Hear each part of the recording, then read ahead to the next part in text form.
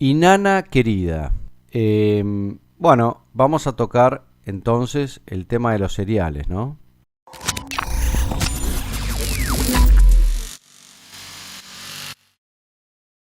Sí, te voy a platicar hoy sobre los cereales.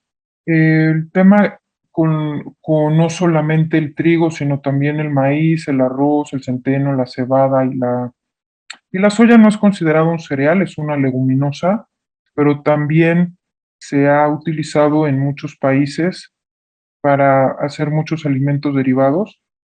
Es el siguiente, todos los cereales tienen una molécula que cuando las personas lo consumen se convierten en un opiáceo en el cerebro. Eso quiere decir que funcionan como una droga, son altamente adictivos. Ahora, cuando se habla de culturas ancestrales, por decir algo, Egipto, en el caso de en Mesoamérica, los sacerdotes y las personas que tenían los cargos de poder más altos, ellos no comían cereales de ningún tipo. Ellos se alimentaban principalmente de frutas, verduras y animales que pudieron domesticar en la mayoría de los casos, o que ya eran animales como peces o fáciles de cazar, por decirlo así. En Egipto en particular y en Mesopotamia, que es en donde hoy la ciencia ha podido demostrar esto, pues desde el principio de los tiempos, en Mesopotamia, fue cuando comenzó lo que es la producción de cerveza, a muy mala combinación de un cereal con un organismo que es un hongo. Para que se pueda hacer cerveza se tiene que poner a fermentar un cereal con un hongo. Y eso es lo que transforma las cadenas de carbono del cereal en alcohol. Posteriormente en Egipto fue la primera cultura en la que se tiene registro de lo que hoy conocemos como el pan, y también se han hecho pues resonancias magnéticas a algunas momias en las que se ha detectado cáncer. Entonces, el cáncer no es una enfermedad nueva. Ya desde Egipto hay momias que tenían tumores cancerígenos, y la base de la alimentación de lo que era pues el pueblo en general, aquí estoy hablando de momias que pertenecían a personas de esa cultura que tal vez tenían algún cargo importante, pero sin embargo no eran considerados eh, seres o personas de muy altos rangos. En Egipto fue que comenzó el consumo de cerveza de una forma más masiva, lo mismo que los cereales fermentados en forma de pan. Y bueno, posteriormente, pues nadie es ajeno a este refrán que dice que al pueblo pan y circo, pues fueron precisamente los romanos los que utilizaron el pan de trigo para poder conquistar otros territorios. Ellos llevaron el trigo como forma de expansión, fue un arma de conquista a otros territorios. Los panaderos romanos eran sumamente importantes y tenían prohibido comer trigo, tanto los panaderos como el ejército romano. Esto a mí me parece importante mencionarlo porque hoy en día es sumamente difícil, por ejemplo, si vas a viajar, si estás en los aeropuertos, no comer trigo.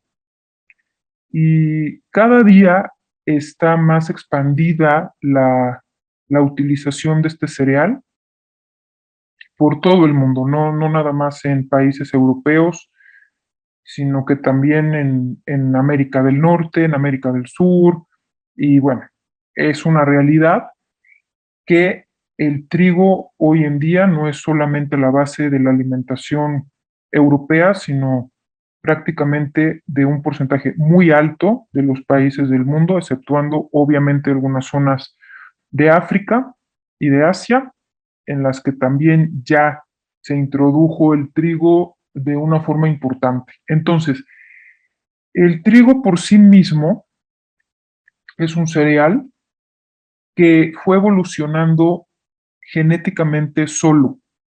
Las hibridaciones que se fueron haciendo a lo largo del tiempo para mejorar las cosechas hicieron que el trigo cambiara la estructura que tiene genética y entonces cada vez el trigo tiene más gluten, que es un aminoácido que hoy en día a muchas personas les hace mucho daño porque no tiene su organismo la capacidad de degradarlo. Y esto es porque el ser humano no ha evolucionado genéticamente en la misma proporción que el trigo. Hoy en día la guerra en Rusia está causando un alza importante en los precios de este cereal y obviamente pues se pronostica que va a haber hambre porque la zona en guerra es un importante productor de trigo para Europa. Entonces, pues bueno, ha sido un cereal que desde hace miles de años se ha utilizado, pues no solamente para mitigar el hambre de las masas, de los pueblos, sino también hay datos interesantes, porque desde hace muchos años se tiene evidencia de que estos cultivos son el medio por el cual se inocula en el ser humano organismos con los que se puede manipular su comportamiento y su pensamiento. Entonces, el trigo no solamente es un cereal que quita el hambre barato, sino que también es una forma de que lleguen todos estos organismos a millones de seres humanos. Ahora, poniendo el ejemplo del maíz, en particular hablando de este cereal, en zonas de México y Centroamérica se ha utilizado un proceso que se llama nixtamalización. Este proceso lo que hace es literalmente quitar todas las toxinas que dejan los hongos en este cereal cuando está creciendo en los campos de cultivo. Y además el proceso de nixtamalización agrega al maíz ciertas sustancias que hace que sea más fácil de digerir y también que sea nutritivo. ¿Qué es lo que sucede? Que hoy en día cada vez es menos la cantidad de maíz que se consume nixtamalizado de la forma correcta. A mí me llama mucho la atención porque el proceso de nixtamalización en el maíz que se lleva en México y Centroamérica es exactamente el sistema opuesto a lo que es la, la transformación del trigo, ya que al maíz lo que se hace es quitarle todas las toxinas y no se le agrega ningún organismo de tipo fúngico, sino al contrario, se eliminan todos los residuos que hayan quedado en el maíz. Y es por eso que el maíz es un cereal muy seguro siempre y cuando esté bien nixtamalizado. Por otro lado, el arroz, pues desde hace miles de años se consumió en Asia, agregándole soya fermentada y esa es la forma correcta de comer el arroz. Obviamente, cuando se expandió el consumo de este cereal, pues en otros países no se acostumbra a mezclarlo con la soya fermentada, que es lo que ayuda a su digestión. Y desafortunadamente, desde hace varios años, tanto el trigo como el maíz y la soya han pasado por modificaciones genéticas que han alterado su genoma y que todavía no sabemos a ciencia cierta cómo es que esta alteración genética en los cereales va a tener un impacto en la expresión del genoma del ser humano. Ya se han visto muchos resultados de la gravedad de la siembra y consumo de estos cereales, sobre todo en países como la India, en Argentina, que bueno, en la India el problema principal fue la siembra de algodón transgénico, en Argentina sí fue la soya, en donde las personas que viven cerca de los campos de cultivo han desarrollado múltiples enfermedades graves y esto es obviamente no solo por la siembra de los vegetales modificados genéticamente, sino también por los herbicidas y las sustancias que se utilizan en los campos de cultivo. Es una muy mala combinación, ya que estos cereales, al ser modificados genéticamente, como es el caso, por decirlo así, como ejemplo, del maíz BT, que tiene una modificación en la cual se introdujo una cadena de un gusano, que es el gusano barrenador, y entonces lo que hace este maíz modificado tiene una modificación genética de una bacteria que produce cristales. El objetivo de esta transgénesis era hacer que cuando el gusano barrenador se comiera el maíz, esta bacteria que produce cristales se activara de alguna forma en la que empiezan a desarrollarse cristales en el intestino del gusano y esto hace que el gusano muera. Lo que está sucediendo con las personas que comen maíz BT es que estos mismos cristales también están causando perforaciones en el intestino. Aunque hay muchas investigaciones que lo niegan, la realidad es que cada día hay más personas con permeabilidad intestinal y con problemas de absorción de nutrientes, con problemas de celiaquía, de intolerancia a los cereales, y todo esto tiene su origen en la modificación de los alimentos. Se ha utilizado también los cereales para inocular organismos que causan mucho daño.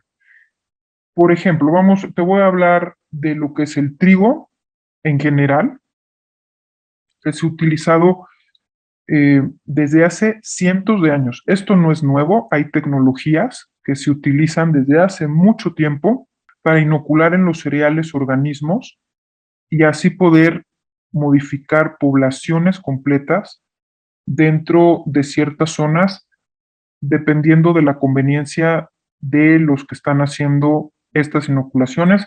Les hablaba yo de que hay varias agendas en el planeta y obviamente utilizan los cereales para mover a la población de un lugar a otro. Ahorita está sucediendo y va a suceder con la guerra de Rusia y el trigo. ¿Cómo sería eso de que por el cereal movilizan gente? Eso por un lado. Y por otro lado, a ver, digamos, el trigo se consume, digamos, qué sé yo, de la época de Cristo, si querés, el pan, famoso pan esenio, o en los hindúes el chapati, que yo no sé si ahí había tanto inconveniente con el tema de consumir ese tipo de pan.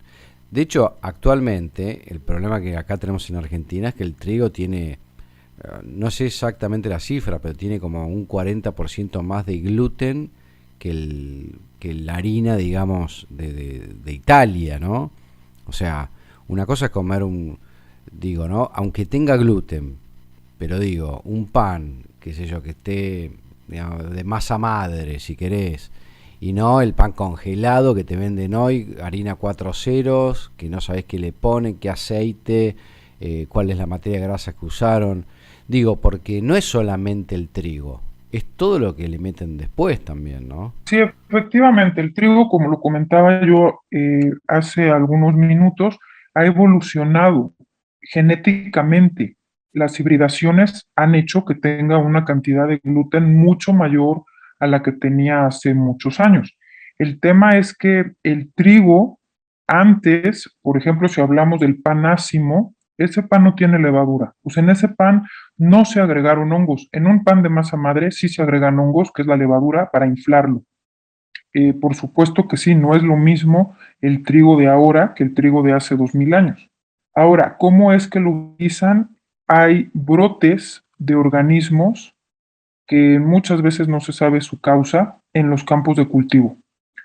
Y esos organismos, que son infecciones que surgen en la tierra, es en la tierra de los cultivos, son las que van dejando toxicidad, o sea, los organismos fúngicos van dejando toxicidad en la planta y eso afecta el sistema hormonal y nervioso de los seres humanos y epigenéticamente también tiene otros efectos.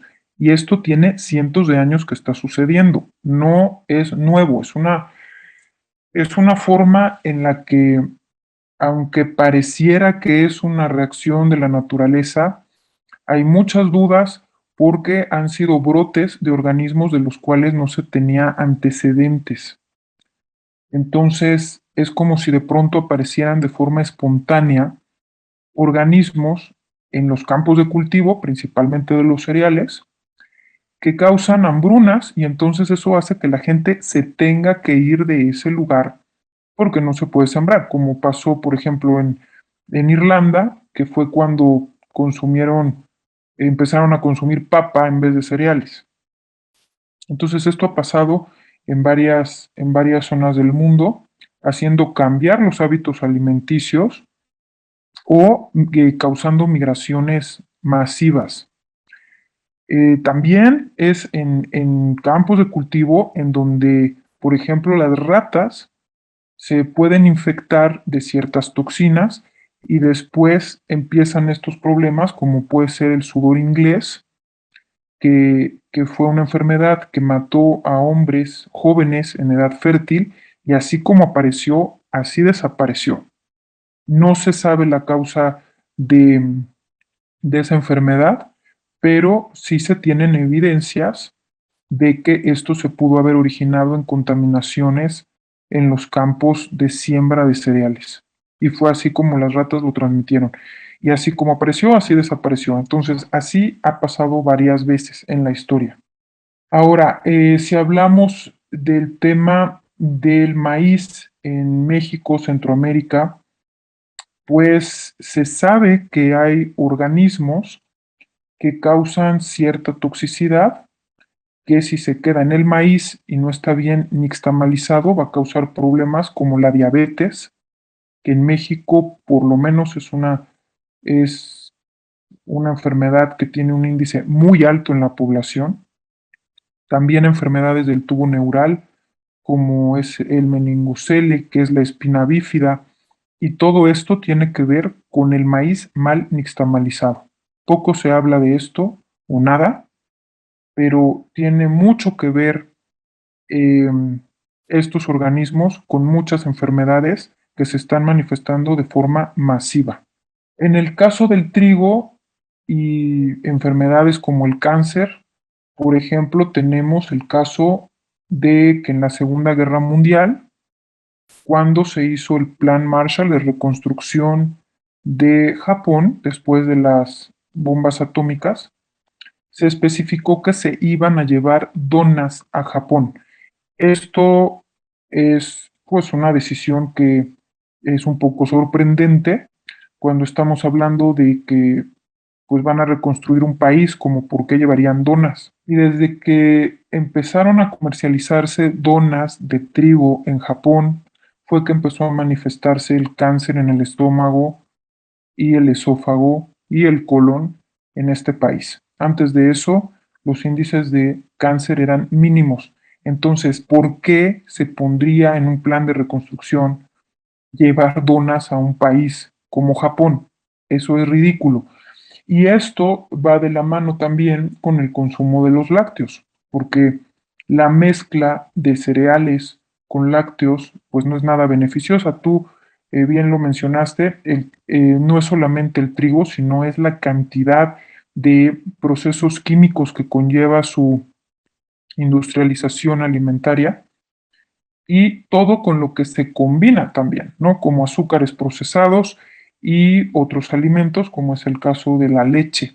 La leche solamente había ciertas zonas en el mundo en donde las personas tenían las enzimas para poder digerir la lactosa y otras enzimas que son necesarias para digerir este alimento. Sobre todo es en la zona en donde se encuentra Suiza, el norte de Alemania. Esa era la ubicación en donde las personas que eran de esa región podían digerir los lácteos.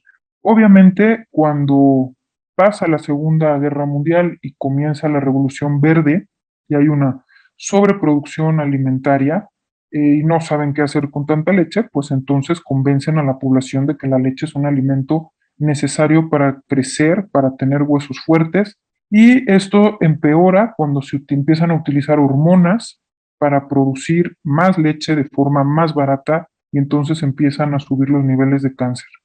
Si a esto lo mezclamos con los cereales, pues tenemos una muy mala combinación porque entonces ya tenemos problemas de diabetes, problemas de cáncer, eh, problemas de desnutrición, problemas de permeabilidad intestinal, etcétera.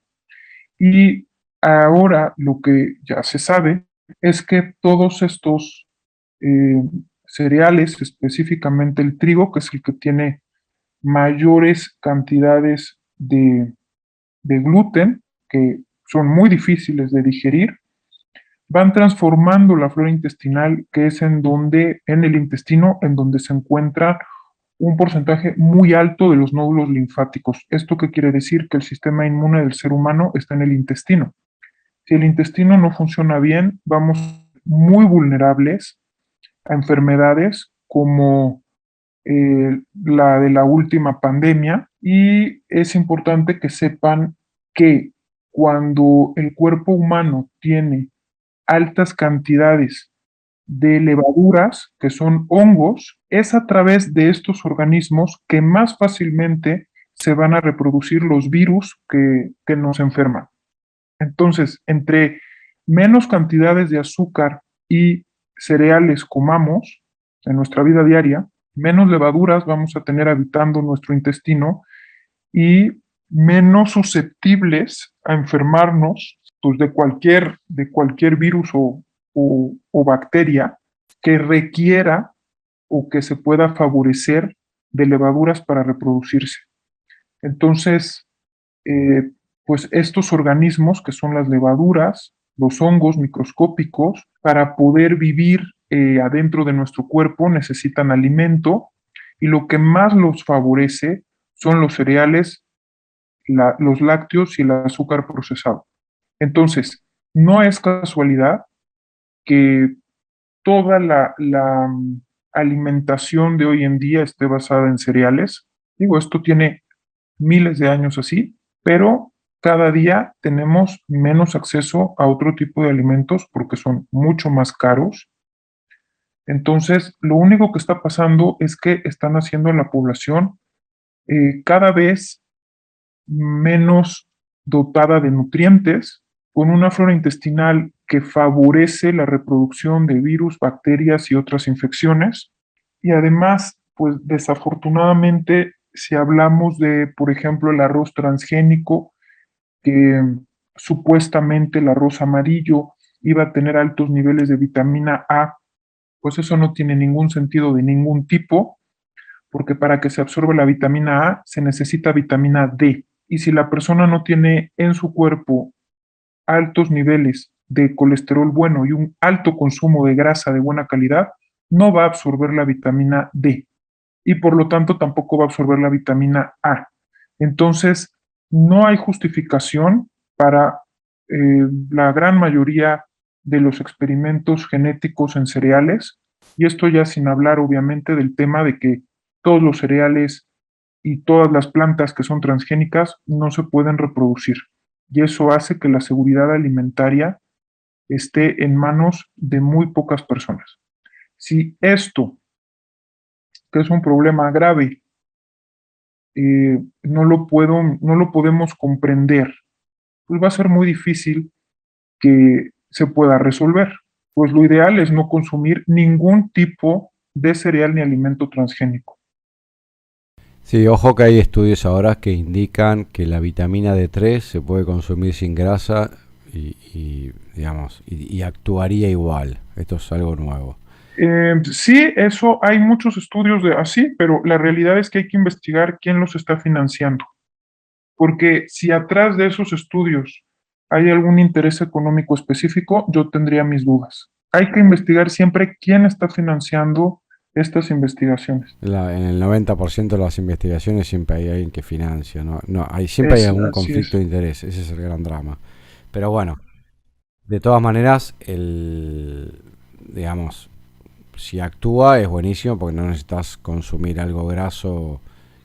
A ver, no estoy hablando en contra de lo graso, pero digo, qué sé yo, son nuevos puntos de vista, como que antes se decía que había que consumirla con la K2 y ahora dicen que está El todo tema bien, que es no que, pasa por nada. ejemplo, cuando hay deficiencia de K2 también es por un exceso de levaduras en el intestino. O sea, esto viene una cosa de la mano con la otra. altas cantidades de levaduras en el intestino, menos cantidad de K2 sintetizada. Obviamente las personas que comen más cereales consumen menos proteína. Al consumir menos proteína, consumen menos grasa. La grasa es indispensable para reconstruir todos los tejidos celulares, porque todos los tejidos celulares tienen paredes grasas. Entonces, ahí se va haciendo una cadena de eventos muy desafortunada. ¿Qué pasaría con el resto de los cereales? O qué sé yo, no sé. La cebada, el centeno, la Es que avena. la cebada y el centeno también tienen gluten, obviamente no en cantidades tan altas como el trigo. La avena tiene una sustancia que se llama aveína, y la aveína es muy similar al gluten. Y el problema con los cereales no es únicamente el cereal en sí mismo, sino es lo que alimentan adentro de nuestro organismo, que generalmente son organismos patógenos. Nuestro organismo es salado, no es dulce. Y tiene que haber un equilibrio muy delicado entre los organismos que nos habitan, que comen cadenas de carbono, que son azúcares, y los que no. Entonces, ahí el tema es qué es lo que alimentan los cereales específicamente, porque estos organismos causan patrones de pensamiento y patrones de conducta muy característicos y muy específicos. Son sutiles, pero cada vez son más obvios. Por ejemplo, ¿cómo se están manifestando? Se está incrementando la violencia, la poca tolerancia, y eso tiene mucho que ver con estos grupos de organismos. Entonces, es más complejo que solo comer cereal o no comer cereal. Ok, ¿y qué más podrías decir de la historia de los cereales? ¿Cómo es eso que sirve para manejar masas? ¿Cómo funcionaría todo ese Bueno, lo que pasa es mecanismo? que en la mayoría de las culturas los cereales fueron regalos de los dioses. Lo curioso es que, entre comillas, estos dioses pues no los consumían, ¿no? Entonces, eso hay mucha evidencia ya de todo esto. ¿Qué es lo que sucede? El opio en particular, pues todos sabemos el efecto que tienen las drogas en la mente, y todos los cereales tienen ciertas porciones que, aunque son mínimas, actúan en el cerebro exactamente igual que el opio. Entonces lo que hacen es reducir la capacidad de poder de identificar lo que está bien, lo que está mal, lo que se cree, lo que no se cree.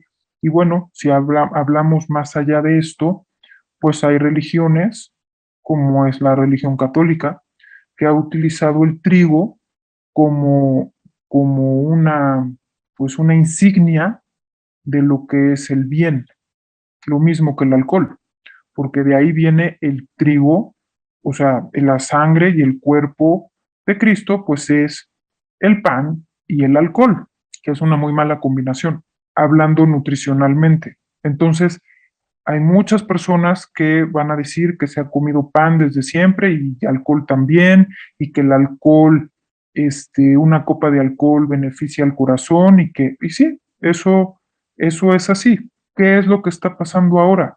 Bueno, pues que desafortunadamente la industrialización de los alimentos está causando muchos problemas graves de conducta y mentales en la población. Por ejemplo, para poner un ejemplo, esto que sucedió en Texas la semana pasada, pues si se analiza las características de los chicos, porque en todos los casos han sido hombres los que han hecho este tipo de matanzas en los colegios, en un porcentaje muy alto toman medicamentos psiquiátricos, que específicamente son medicamentos psiquiátricos que incrementan la absorción de serotonina y dopamina. Esto no sucedería si tuvieran una flora intestinal equilibrada y los mismos organismos que habitan la flora intestinal produjeran la dopamina y la serotonina necesaria. O sea, obviamente estos son casos extremos, pero se están presentando ya cada vez de forma más frecuente, y es innegable las consecuencias de lo que esto puede generar. Aquí estamos hablando de que hay chicos que por algún motivo, todos son hombres, por algún motivo de acuerdo a las estadísticas de lo que se ha presentado, porque al ser problemas de seguridad pública, la información es pública, y estos chicos consumen todos medicamentos muy similares. Entonces, estamos hablando de que hay algo que está pasando que probablemente sea, en este caso, por ser Estados Unidos y una variable de factores como la facilidad que tienen a tener armas, que estén pasando estas cosas. Pero la realidad es que en un porcentaje muy alto, estos chicos toman los mismos medicamentos psiquiátricos.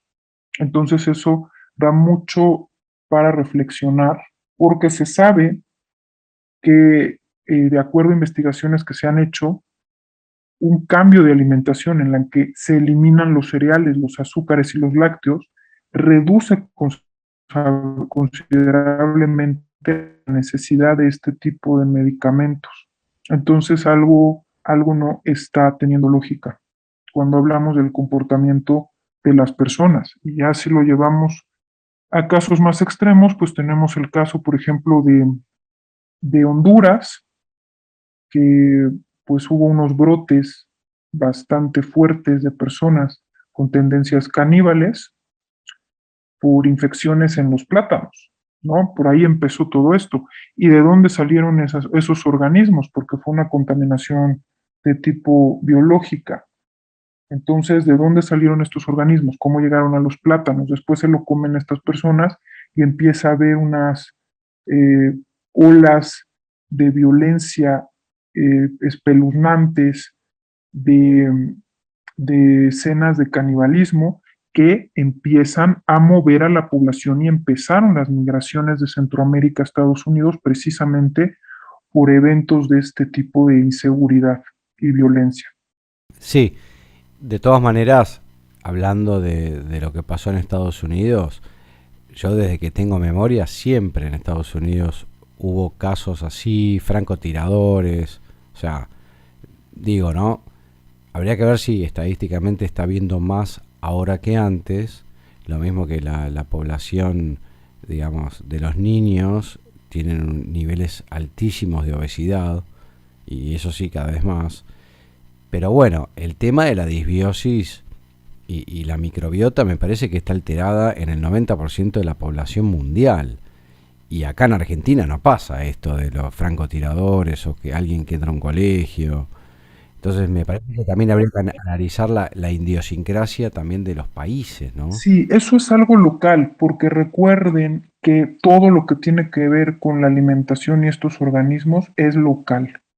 En eso yo insisto mucho, por eso es que es tan difícil estandarizar cuando se habla de alimentación, porque simplemente los alimentos, la forma en la que se cultivan en un país es muy diferente a cómo se cultivan en otro país.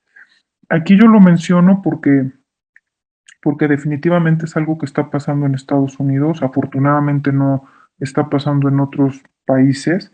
Tienen que ver muchísimos factores, como también lo mencioné, y muchísimas variables, pero la constante en todos los casos es que son chicos que toman exactamente bueno, todos toman medicamentos psiquiátricos que hacen exactamente lo mismo, incrementar la dopamina y la serotonina. O sea, incrementan la captación de dopamina y de serotonina. Entonces, bueno, eso es lo que está pasando ahí. En otros países pasan otras cosas. Podemos hablar, por ejemplo, el tema de México, se ha incrementado la violencia de una forma muy rápida y obviamente, pues cada vez, aunque se hacen esfuerzos para etiquetar los alimentos, pues la alimentación no es la mejor. Hay un alto consumo de refrescos, de azúcares, de comida chatarra y bueno, y en otros países también. El tema, por ejemplo, en Argentina también hay muchos problemas de salud que tienen que ver con la flora intestinal y sobre todo en las zonas agrícolas es todavía peor. En las personas que viven cerca de estos lugares en donde hay siembras transgénicas es mucho peor. Entonces, obviamente, cada región tiene una manifestación diferente de esta problemática. Sí, es peor Y de hecho en las zonas rurales en Argentina se han encontrado más casos de cáncer, ¿no? Que en las zonas más urbanas. Es una cosa de locos. Así es. Eh, pero bueno, cuando vos te referís a los antidepresivos, no estás hablando de los antidepresivos antiguos, sino de los más nuevos que son los que son los inhibidores de la recaptación de serotonina. No, hablo de estos medicamentos que se han vuelto muy populares para los niños que tienen problemas de atención, problemas de conducta. Entonces les dan estas medicinas para que los niños estén tranquilos. Y desafortunadamente eso hace que se vuelvan adictos muy rápidamente a estos medicamentos, cuando hoy se sabe y se ha demostrado que un cambio de alimentación en el que se eliminen completamente los cereales, los lácteos y los azúcares, va a tener el mismo efecto que estos medicamentos, obviamente sin los efectos secundarios. De hecho, de eso hay mucha evidencia. Pero entonces, ¿qué pasa? Pues que toda esta combinación de organismos que nos habita es como si hicieran que el ser humano perdiera un poco la conciencia y empezara a actuar de forma pues irracional. Y eso hace que se incremente obviamente la culpa y el miedo, que son dos factores importantes por los que utilizan para controlarnos. Volviendo al tema del trigo, porque justo ahora en Argentina se aceptó, y, digamos, se autorizó, ¿no? El trigo transgénico, o sea, la comercialización del trigo, lo que se llama HB4. ¿Vos estás al tanto de eso? Sí, el trigo HB4, ¿Y sí. qué podrías decir al Pues es respecto? preocupante, y es preocupante más porque desafortunadamente Argentina lleva muchos años en los que han permitido que en su territorio se siembren transgénicos como la soya transgénica y, y ahora el trigo y bueno, y el algodón. ¿Y qué sucede? Pues que nadie sabe qué va a pasar con la tierra después de que de cierto tiempo se estén sembrando estos productos. Nadie sabe cómo van a interactuar con el genoma humano. Ahora, si hablamos de los organismos que nos habitan, pues no tenemos la certeza de cómo van a interactuar epigenéticamente. O sea, que como lo he mencionado antes, es un experimento a gran escala. Entonces, lo ideal, obviamente, es tratar de consumir alimentos que estén lo más apegados a su forma original. El tema es que de verdad no se sabe qué efectos van a tener. Obviamente los que los defienden y los estudios que presentan de su inocuidad son personas, lo manifiestan así porque su bienestar personal depende de eso. Son personas que trabajan en estas compañías. Pero se sabe de muchos investigadores que conocen los efectos y que ellos mismos no son capaces de consumirlos. Entonces ahí hay mucha incongruencia. Pero mientras que les convenga porque tienen un sueldo, porque trabajan en una empresa, porque sus intereses personales no se vean afectados, no van a decir la verdad ni la gravedad de lo que está sucediendo. Ok. ¿Y qué más tendrías para decir, Inana, sobre lo que venimos conversando? Pues yo insisto en que hay muchas variables que no podemos controlar, pero sí podemos controlar lo que comemos y lo que no comemos.